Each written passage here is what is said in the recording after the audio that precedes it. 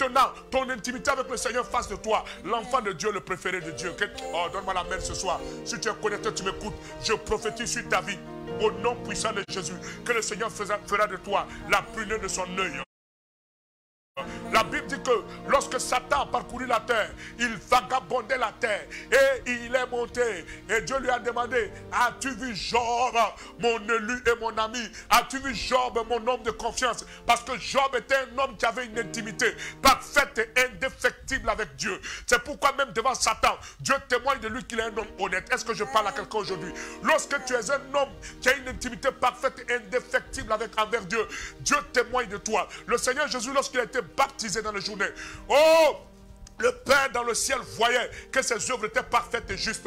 Alors il est venu sur son épaule sous forme d'une colombe. Et la voix se fit entendre en disant, celui-ci est mon fils bien-aimé, en qui j'ai placé toute mon affection. Parce qu'il était connecté à son Père. Il avait une intimité indéfectible envers son Père. Et il obéissait aux voix de son Père. Il obéissait aux œuvres de son Père. Il obéissait à la mission. Et il était dans le chemin, dans le calendrier, selon la date et le chemin qui avait été choisi. Le Seigneur Jésus n'avait échoué en aucun plan, parce que de tout ce qu'il faisait, il demandait d'abord à Dieu avant de le faire. Quand il est arrivé devant le Jourdain, le Seigneur lui avait dit, va là, Jean-Baptiste, la voix qui crie dans le désert, allez te baptiser. Et quand il est arrivé, Jean-Baptiste n'avait pas écouté Dieu. Il a regardé à ce que ses yeux voyaient et à la gloire de Jésus. Et alors il est entré dans la chair, il a dit, moi je ne suis même pas digne de dénouer tes lacets, à plus forte raison de te baptiser. Mais le Seigneur lui dit, fais-le. Car il est écrit qu'il sera fait ainsi, fais-le afin que la volonté de Dieu s'accomplisse sur la terre comme dans les cieux. Est-ce que je parle à quelqu'un?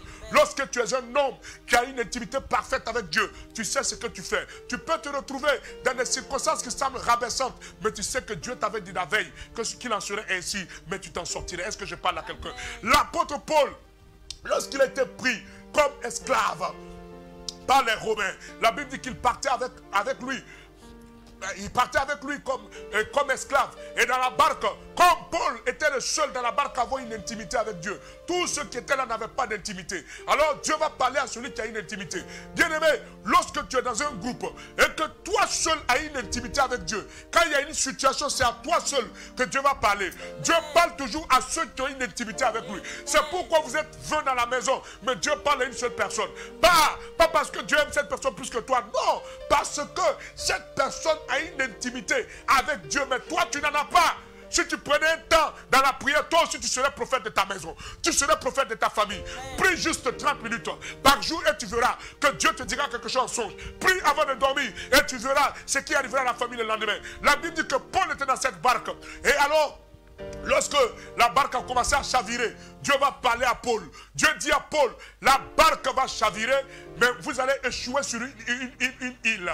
Mais personne ne va mourir.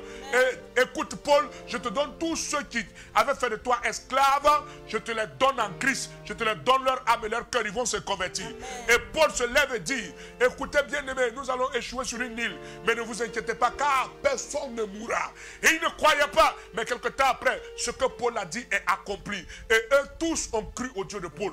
Lorsque tu as une intimité avec Dieu, ta famille ne peut pas ne pas croire en toi. Ta famille ne peut pas ne pas croire en ton Dieu. Lorsque tu as une intimité avec Dieu, oh, tes collègues au service, ils seront impactés par la lumière. La Bible dit que nous sommes le sel de la terre. Et d'où nous prenons notre sel? Nous prenons notre sel de Christ. Et si nous n'avons pas d'intimité avec Christ, d'où viendra notre sel? Notre sel peut finir, mais qui va le renouveler? Nous sommes la lumière du monde et Christ est la plus grande lumière. Est-ce que je parle à quelqu'un aujourd'hui? D'où viendra notre éclairage? D'où viendra notre lumière? Bien-aimés, laissez-moi vous donner un secret. Savez-vous que la lune n'a pas de lumière? La lune emprunte sa lumière au soleil. La lune emprunte sa lumière au soleil. La lune en elle-même n'a pas de lumière. C'est la lumière du soleil que la lune emprunte pour éclairer. Et nous sommes aussi ainsi.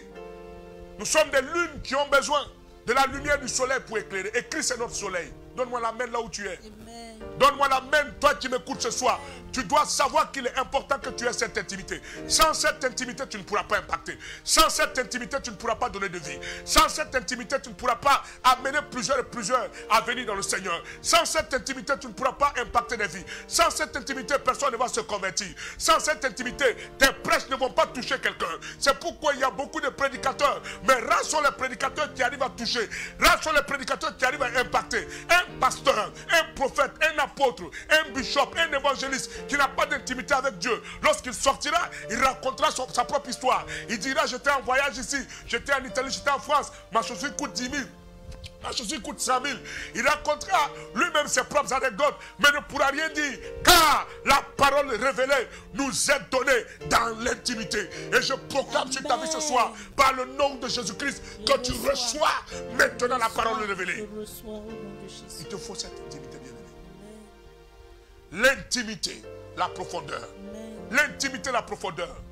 L'intimité, c'est dans l'intimité et la profondeur que nous prenons des choses importantes. Pierre et les disciples avaient péché toute la nuit, n'avaient rien eu. Quand le Seigneur Jésus arrive, il prend la barque et il prêche l'évangile. Pierre était dans la barque quand Jésus prêchait l'évangile. L'intimité. Et après cette intimité, il dit encore, venez maintenant, allons, entrons dans l'eau.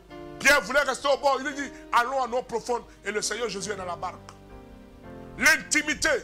Quand tu es en intimité avec Dieu, rien ne peut t'arrêter. C'est pourquoi l'apôtre Paul a dit, si Dieu est pour nous, qui sera contre nous? Il parlait de l'intimité. Quand tu es en intimité avec Dieu, les hommes peuvent être nombreux se lever pour t'accuser, mais ils ne peuvent rien faire. Les hommes peuvent te combattre, ils peuvent chercher à te détruire, mais ne pourront rien faire. Un homme qui est en intimité avec Dieu, personne ne peut le détruire. C'est pourquoi la Bible dit, si Dieu est pour nous, qui sera contre nous? Je prophétise sur ta vie ce soir que personne ne pourra te détrôner. Personne ne pourra te détruire. David était un homme en intimité avec Dieu, en sorte que Saül et toute sa fougue se levaient contre lui, mais n'arrivaient pas à le toucher parce que Dieu était avec lui. Il était petit, mais Goliath n'a pas pu le détrôner. Un homme en intimité avec Dieu renverse des Goliaths. Donne-moi la main ce soir. Donne-moi la main ce soir. Il venait des pâturages, mais dans les pâturages, il était en contact avec Dieu. Dans les pâturages, Dieu lui parlait. Dans les pâturages, le Saint-Esprit l'initiait. Dans les pâturages, le Saint-Esprit le formait. Il lui a dit, lève-toi de là et va maintenant. Quand il est arrivé, tous ceux qui étaient formés jour et nuit militairement étaient nuls face au combat. Bien aimé, il y a des combats de nos jours dans ce siècle que nous traversons. Ce ne sont pas des hommes expérimentés qui peuvent résoudre le problème. Ce ne sont pas des experts qui peuvent résoudre. C'est pourquoi la Bible dit, eux tous ont échoué et le monde attend avec un ardent désir la révélation des fils de Dieu. Les fils de Dieu, c'est ceux qui sont en intimité, c'est ceux qui sont en croisement, ceux qui sont en contact avec l'Esprit de Dieu. Et bien aimé, écoute-moi, toi qui es connecté aujourd'hui, tu as besoin de cette intimité, tu as besoin de cette réalité, tu as besoin de ce contact, de cette vie de prière, afin